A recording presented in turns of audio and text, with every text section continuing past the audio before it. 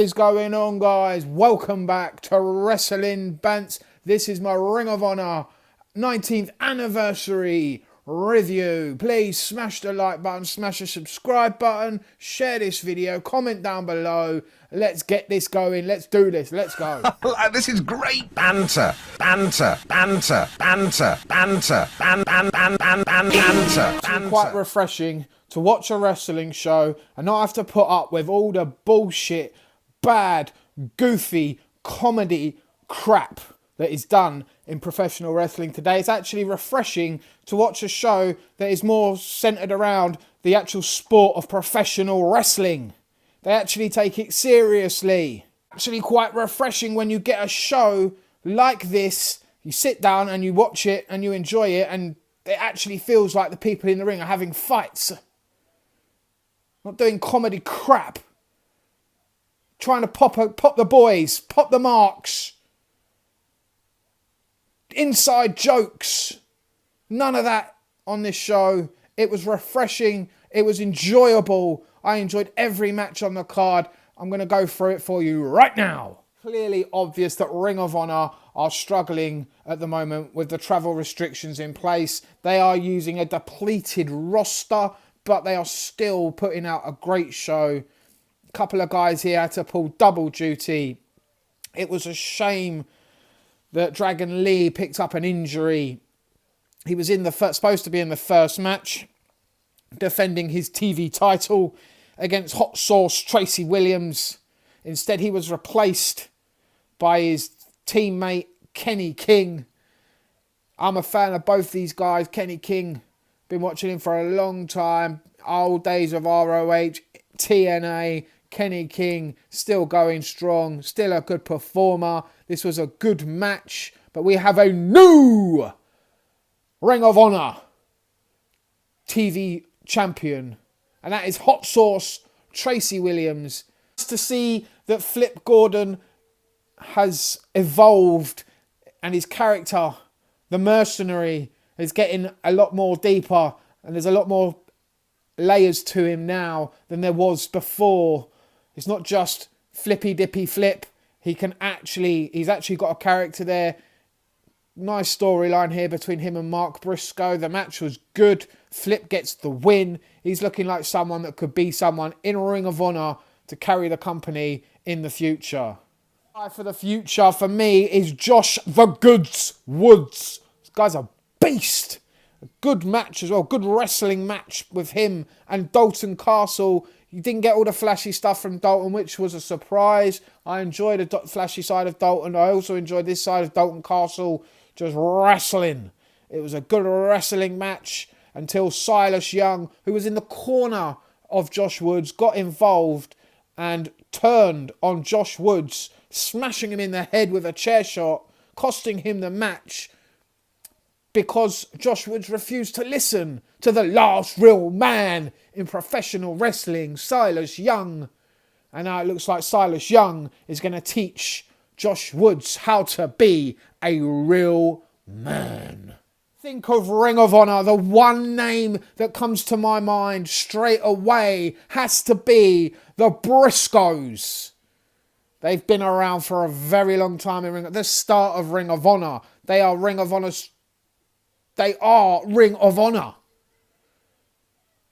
It's a shame they haven't really ventured out too far out of that to be maybe considered one of the best tag teams in the world. They might have to.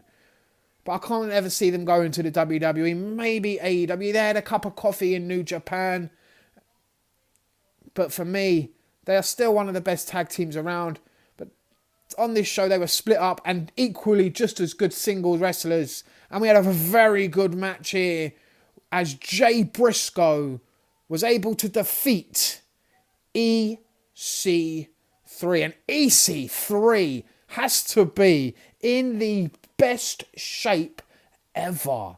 The guy is toned. He's looking great. It was a good match between the two of them. There was a bit of a rivalry, a bit of heat heading into the match. Jay refused to do the Code of Honor, the handshake at the beginning of the match, but by the end, EC3 had earned the respect of Jay Briscoe, and he got the handshake he was looking for. Now, I don't know what they're going to do with EC3 going forward, whether he's going to be sticking around in Ring of Honor. I'd like to see him stay there. He's a good fit for the company, but there might be other companies knocking at his door. Whoa, here he comes.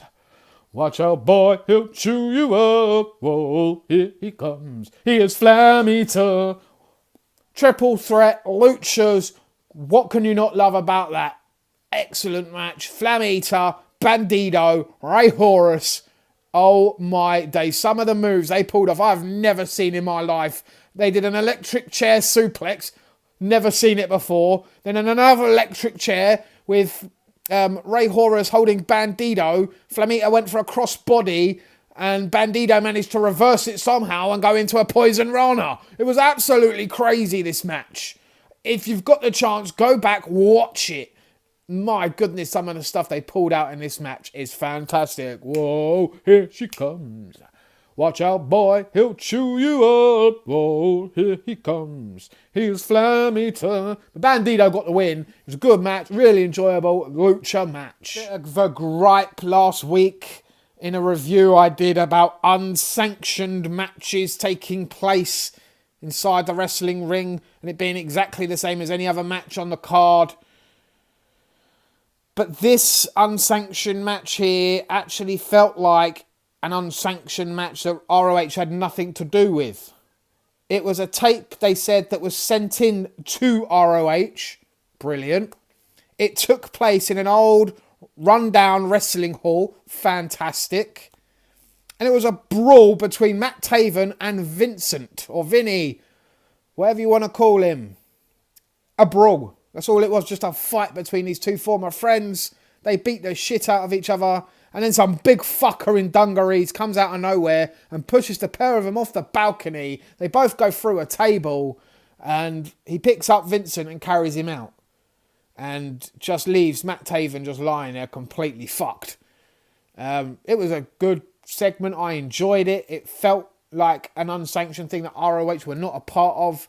It worked for me. It was a good thing to go away from the ring for a while. And not have back-to-back-to-back wrestling matches, actually do something different rather than in-ring wrestling. I'm a fan of the in-ring wrestling stuff, but it was nice, bit of a break to go off and do something different. The Pure Championship was on the line. Dak Draper versus Jonathan Gresham. Now, Dak Draper is impressive. Size, look, the way he walks, the way he talks. He's a star in the making. He beat the shit out of Jonathan Gresham for the majority of the match. And to win the match, Jonathan Gresham had to pull off one of the maneuvers I have never seen before. A tope suicida sleeper. Yeah, that's right. He dove out of the ring onto the back of Dak Draper and locked in a sleeper hold, choking Dak Draper outside of the ring.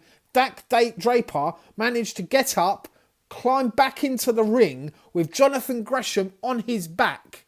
Doing that probably took everything out of Dak Draper and he had no choice but to pass out. He grabbed the rope, but unfortunately in pure championship in pure Ring of Honor matches, you only have a certain amount of rope breaks. He'd used up all his rope breaks and there was no way out for Dak Draper. He had to go to sleep. And still, the pure Ring of Honor wrestling champion is Jonathan Gresham. Then we had the tag team title match. The foundation of Tracy Williams and Rhett Titus going up against La Faction and Ingobernables members Kenny King and Bestia, who was replacing the injured Dragon Lee. So here we had Kenny King and Tracy Williams pulling double duty.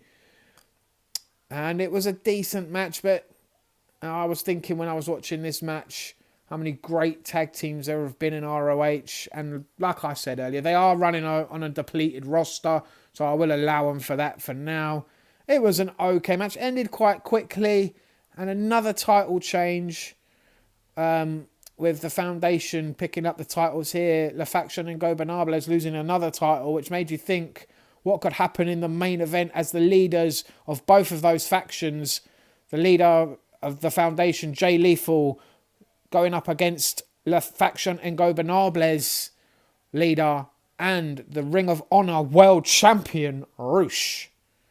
What a match this was. This was amazing. I'm a big Rush fan. I'm a big Jay Lethal fan. And knowing that these two were going one-on-one, I could not miss it.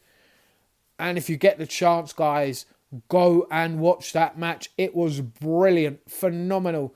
Both guys took a beating. Both guys you thought at equal times could have won that match. But once again, Rush was able to hit his finisher. And Jay Lethal knew if you mess with the bull, you're going to get the horns. Great match. Great finish to a good show. And then out of nowhere comes Brody King. And then a few other guys that I've never really heard of before. Apart from one of them, who I know. Homicide is back. The 187 is back in Ring of Honor. A former Ring of Honor champion and Ring of Honor legend hit the ring with Chris Dickinson, Tony Deppett. They beat the shit out of Rush. La Faction and Gobernables, Jay Lethal, anyone they could get their hands on. And they look like there's another faction in Ring of Honor.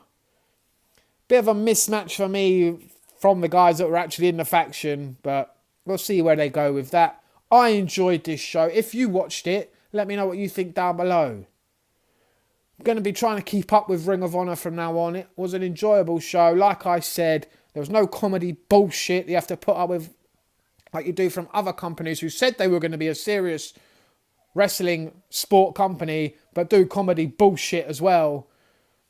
This was serious professional wrestling at its best, and I loved every minute of it. Let me know what you think. Thanks for watching, guys. Please smash the subscribe button, the share button, and everything else to help me get this out there, get this channel growing.